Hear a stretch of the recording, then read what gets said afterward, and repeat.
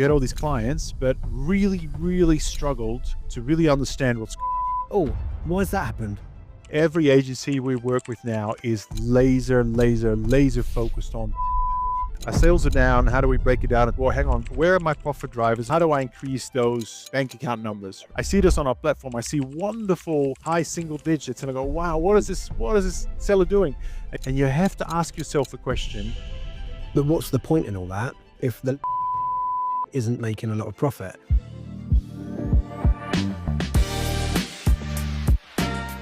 Hello and welcome to another episode of the Seller's Journey podcast.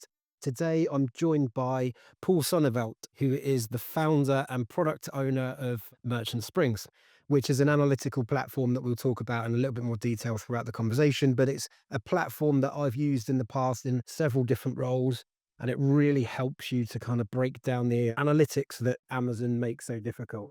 Welcome along, Paul. It's great to have you. Yeah, thanks, Sam. Really great to be here. Thanks for the invite. No worries at all. Really looking forward to getting into this conversation. Before we kind of kick off, do you just want to give us a little bit of an overview of you and Merchant Springs? So I'm one of the co-founders of Merchant Spring. There's two of us, and I'm also the product owner. Merchant Spring, we actually started as a full service, I was going to say Amazon agency, but actually Amazon's pretty small here in Australia. So we ended up having to do multi-marketplace agency stuff, really just to pay the bills. I'm talking about 6-7 years ago. Started really life as managing multiple marketplaces, Amazon, eBay, a couple of miracle-based marketplaces, and a pretty big emphasis on content as well. You know, photography studios, copywriting, all of that. You know, we were probably one of the first agencies here in the Australian market at the time. We very quickly worked out that we had all these, was great, we had all these clients, but really struggled to really understand what's going on across our client base from a sales point of view, from an operational point of view. You know, seller health was a big deal back in those days. You know, and we had a couple of unfortunate incidents where things happened to our clients that we should have really prevented, didn't see it coming, and that was sort of the wake-up moment. Say, right, we need a platform, we need a tool. In that idea, the sort of seed of Merchant Spring as the SaaS analytics platform was born. We built a version of Merchant Spring, probably the ugliest piece of software you would have ever used, but it worked to help us manage our own business internally as an agency. And then, you know, fast forward 2 years, we hired an engineering team, we built out the application, we closed our agency business and really pivoted completely to being a SaaS platform. So the space we operate in now is we serve predominantly marketplace and Amazon agencies. We serve about 300 agencies across the globe. We serve a number of sort of larger brands, enterprise clients, especially vendors as well. And what we do for them is we make reporting and insights and analysis just really easy. Not just through sort of great UI and client reporting and all that, but also the ability to combine multiple accounts across multiple marketplaces, whether it be Amazon, Walmart, Shopify. I mean, we've just launched Meta ads. You know, the whole idea is as your ecosystem evolves as an agency, you try to do more things for your clients. We'll allow you to plug in all those channels and get aggregated reporting across all of that client business. That's really kind of the broad premise. Yeah. And I think we'll get into kind of like the importance of analytics in a second. But I guess having all of that info in one place, whether you're simplifying that by marketplace or not, just having all that info in one place is super valuable, right? It's going to be a massive time saver. It is. We did studies. This is like 3-4 years ago. We just had sales reporting at the time. Right now we have profitability, we have advertising, we have AMC, we have operational. But even back then, we did studies that people were already saving about 40 minutes a week per account manager. Now that's gone up significantly more, particularly, you know, agencies that are still sort of using, say, Power BI or Looker Studio, trying to put reports together and crank the handle and manage all that data pipelines. You know, it's not uncommon that we basically save a couple of weeks' work across a month, across a whole team of individuals. The business case is pretty easy, but I think what's really important as well, if you are like just pulling spreadsheets, putting things together, always thinking about like the data as opposed to the insights, it's actually like really hard to pull yourself out of that mentally. So I think one of the things that I'm kind of proud of is the ability, like we just visualize everything like really easily so that you can do more of the thinking as opposed to like the VLOOKUPs and the doing and just getting spreadsheets to work. Yeah, I totally agree. And I mean, obviously, you know, my background is mainly Amazon. worked in quite a lot of detail into other marketplaces as well. Amazon, certainly the analytics aren't that great, if I'm being really honest. Probably a big proportion of my time as an account manager was spent pulling spreadsheets and then having to create pivot tables because the information that's coming out of these spreadsheets just isn't telling me what I need to know. So, from that perspective, it's going to make life a lot easier to have something that's already kind of pre-prepared. How do you kind of decide what information you would display? Is that something that's driven by individual agency or brand, or is that something that you've kind of standardized? We do try to standardize to some degree because I think the power is in homogenizing the data. I mean, I'll give you a really basic example. When we were still doing marketplace management, we'll be having the back ends of, say, an eBay, I think it's called eBay Seller Center. I can't remember the exact name. Or you have Amazon Seller Central, and you have them both open on different tabs. And it's like you're living in two different universes, right? Different terminology, different navigation, and that difference really makes things hard. So one of the things we're really big on is taking all those inputs. I think we connect to over 120 different marketplace and advertising APIs and trying to, as much as possible, but we've gone pretty far in homogenizing this data. So when you're looking at your Walmart reports, they're in the same shape as your Amazon reports. So it just reduces that friction point, but also allows you to very quickly go, hey, what's working, what's not working. So we're trying to homogenize it, but within that, obviously, I always talk about Amazon as it's like a Rubik's Cube. Sales is one thing, but there's the advertising optimization, there's profitability, there's operations, and you need to get all sides right. There's no point blowing it out of the water in terms of sales and losing money at the bottom end, right? You have to get everything right. So what we try and do is bring all of those facets together. So particularly as an account manager, or whether it's in an agency or working for a brand, you can go, right, what's going on, where are my issues, and then where do I need to focus my time and energy, really sort of to get to that really quick prioritization there. Yeah, and it's super important. I think having that kind of access to that kind of tool is vital. And I guess it's something that I really want to kind of talk in a bit more detail about, because Amazon don't make analytics very easy. So they give you the basics. And then if you want more information, you've got to kind of drill down into all these different reports, and then you can't get them to cross reference against other information. And I think what that does is because it puts a barrier between looking at the basic information versus really kind of drilling down into proper analytics that is going to give you some really strong action points. I think people and brands actually, kind of don't then do that kind of deep dive into the analytics. I think it's something that I've found like super, super important, because, the top line analytics will tell you part of the story, but to really get to the bottom of the issue or the thing that's gone really well, you kind of really need to dig a lot deeper, which again, Amazon don't make very easy. So in your experience, what have you found simplifying analytics has helped brands? How has that kind of helped the brands that you work with? As you said before, Amazon doesn't make it easy. There's a lot of reports out there. Actually, we do have to give Amazon credit for it. They've invested a lot in their reporting. But how do you sort of see, was it the forest through the trees? Right. Sometimes too much information can be a distraction as well. So, how do you lay it out in such a way that, it is logical and straightforward, right? Your sales are, let's walk through a normal example, right? Your sales are down, right? Okay. Well, is that traffic? Are page views or session views down, or is conversion down? Right. Okay. Now if your sessions or page views are down, is that organic or inorganic? And if it's organic, is it because BSR is going down or up or in the wrong way, or you're losing, probably more on the conversion side, but you're using the buy box. So you need to be able to sort of start at that high level and then drill down into those components. I mean, one of the great things about retail, and specifically like e-commerce retail, is everything is so measurable, right? So yeah, and always pinpoint the issue. But the question is, how quickly do you get to that bottom piece? Do you spend 2 hours distracted about all sorts of other things, or you sort of, get there pretty quickly? E-commerce and marketplace, particularly on the advertising side, moves so quickly. You want to be able to trim your sales very quickly as well. You can't sit on some of these decisions for days. Yeah.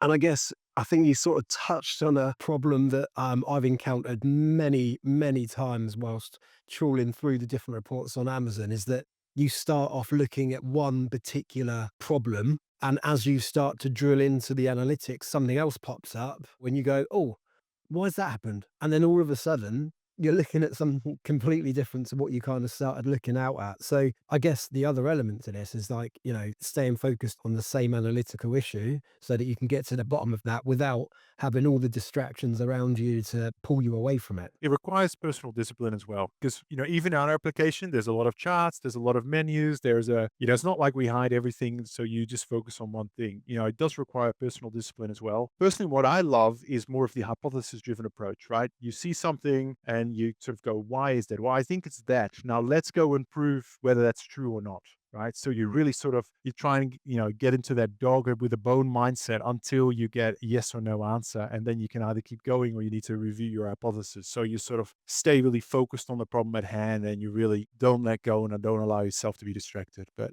hey, it's pretty hard not to be distracted these days. Definitely Yeah. requires discipline. Yeah, 100%. I think, the data-driven approach is becoming more and more popular, specifically in Amazon, kind of the agency world. And I think it's because when you go with a kind of data or an analytical approach, it takes all of the guesswork out of things. And I think that when you've got that relationship with the brand and you're explaining reasons why you're doing something, you're not just telling them, oh, we thought we'd try this. You're telling them we're doing this because that's what the data is telling us to do.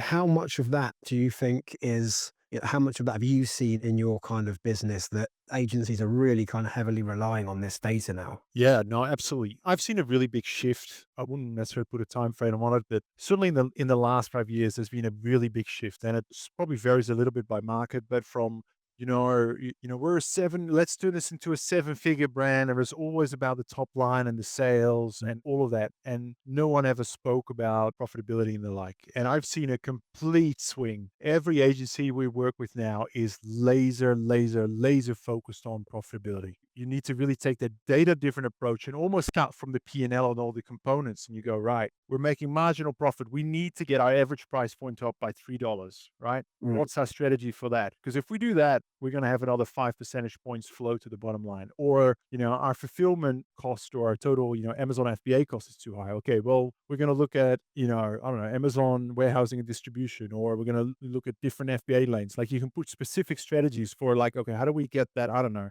13.4% fulfillment cost down to 11? Because if we do that, again, they flow straight to the bottom line. I think partly because obviously Amazon fees have gone up, advertising costs are up. It's really put a spotlight on those that manage seller accounts well. And it really, to your point, like that data driven piece, but particularly on the profitability side, like that's the difference between having a profitable Amazon account and potentially very profitable account versus actually looking at your bank account at the end of the month and going, hasn't really gone north, nothing to show for all that hard work, all that, that hype, all those wonderful charts where things are going north. Well, actually, there's nothing there. So I've seen a really big shift in that mentality. Yeah. And I think, something that I've started to hear more and more in the past few years is a term that's called vanity metrics. Vanity metrics being revenue, basically, because it's all well and good, as you point out, it's all well and good saying you're doing 100 grand a month, but if you're not making any profit, what's the point? So, what would you say, like, how do brands use analytics to ensure that they remain profitable? That's a really good question. I think there's a couple of facets to that. One is what I was sort of saying before, right? Which is if I'm a brand, I not only can see what my total profitability is for my account, but actually looking at product by product. You can actually generate little mini P&Ls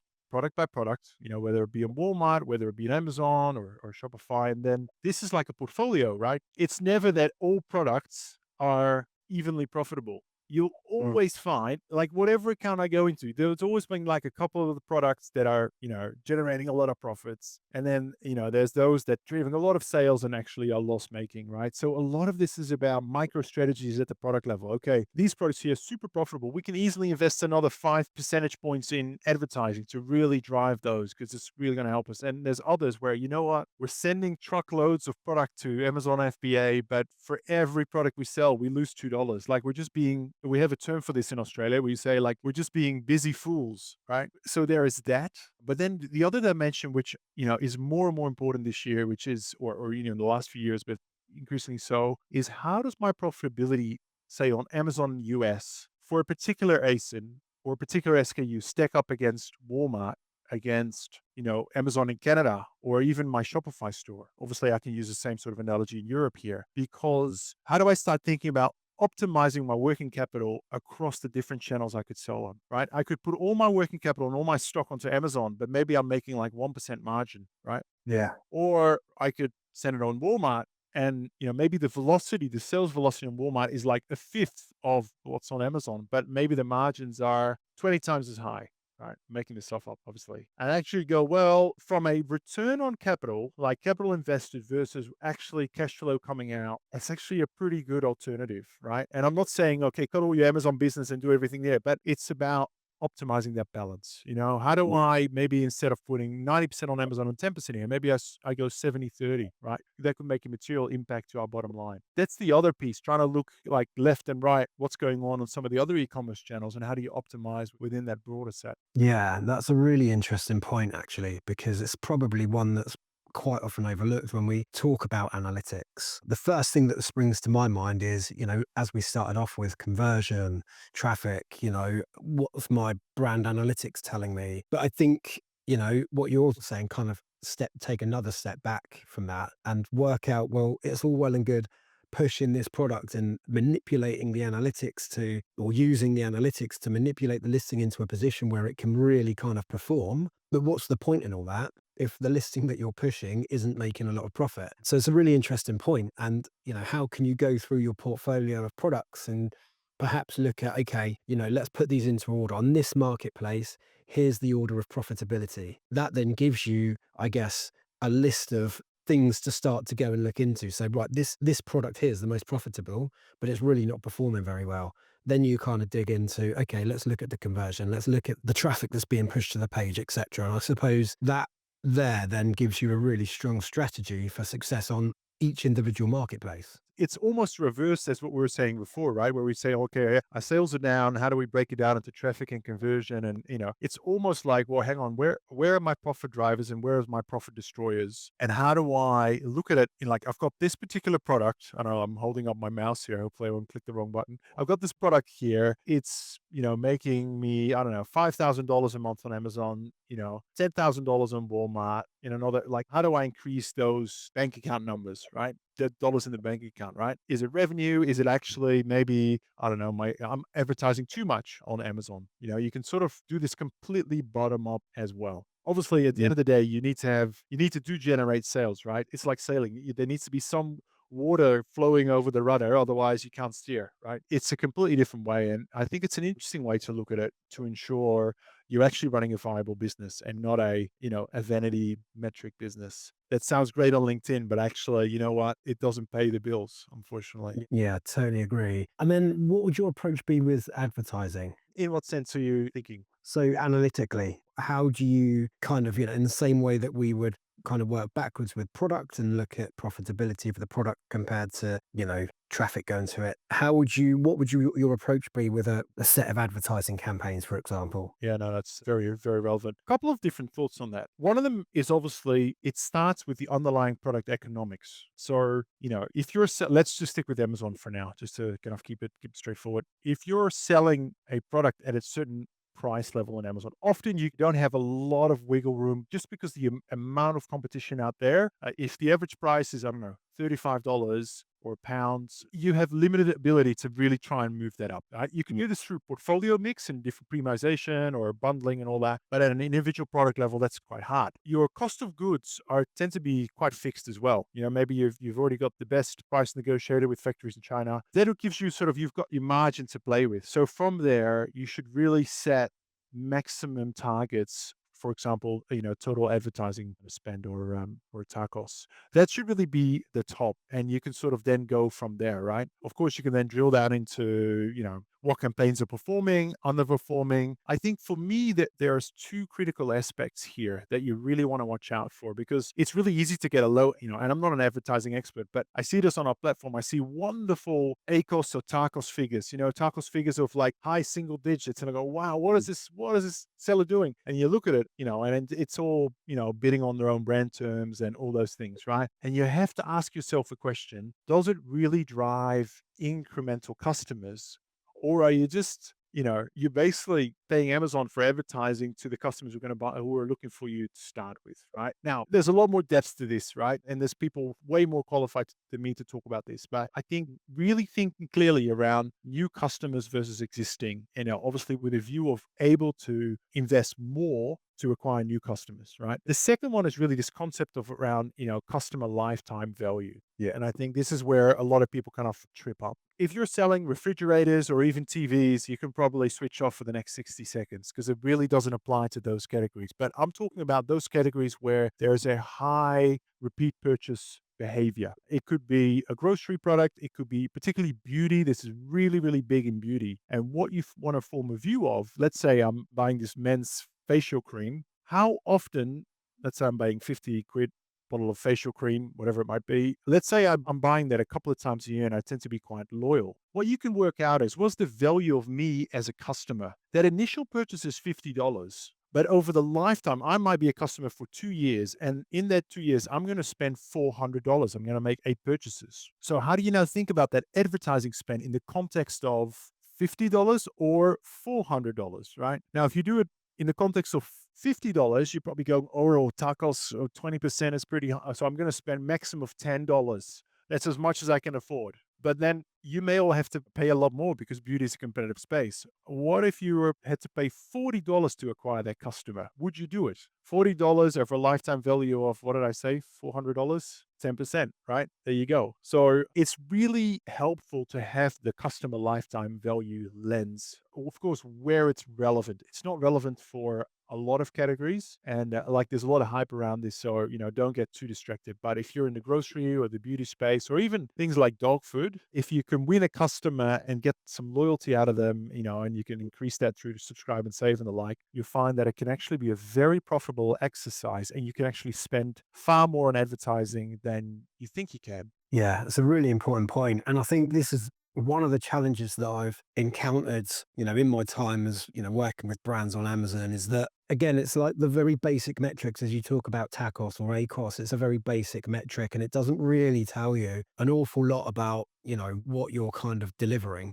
You raised a really good point about these kind of defensive campaigns, and it's so tricky because defensive campaigns are going to bring you a really, really high ACOS. And I've worked with a brand in the past who had very little knowledge on Amazon. They were all kind of self-taught, but they'd created an ACOS of 10, for example. And they brought us on as an agency to help them kind of develop and grow their brand. And when we looked at their ACOS, we're actually sort of going, okay, that's a really good ACOS, but actually 90% of that is defensive. And it's a very, very niche brand. And we could see that the search terms for the brand were really high. So basically, what's happening is despite the advertising metrics showing really positive results, what it actually means when you drill down into it is that these guys are paying for sales that they wouldn't have had to pay for otherwise, because the general Amazon shopper doesn't really know the difference between a sponsored product and an organic product. They're just going to click on the one that comes up at the top. So if you're running defensive campaigns and all your products are coming up at the top of the page in a sponsored banner, then that's how people are going to buy your products. So, by doing exactly as you said, Paul, drilling into those analytics, understanding, okay, how do I increase my organic traffic? How do I increase my organic sales? I'm going to have to reduce my ACOS because, naturally people aren't going to be clicking on these products as much and buying the products, but my organic sales should be really strong. So it's, again, it's like understanding that, but then being able to keep track of it in a really kind of simplified manner is going to be like super important. And as you mentioned as well with, lifetime value of a customer, it works in a similar way, doesn't it? Because again, it's like the understanding of it is key.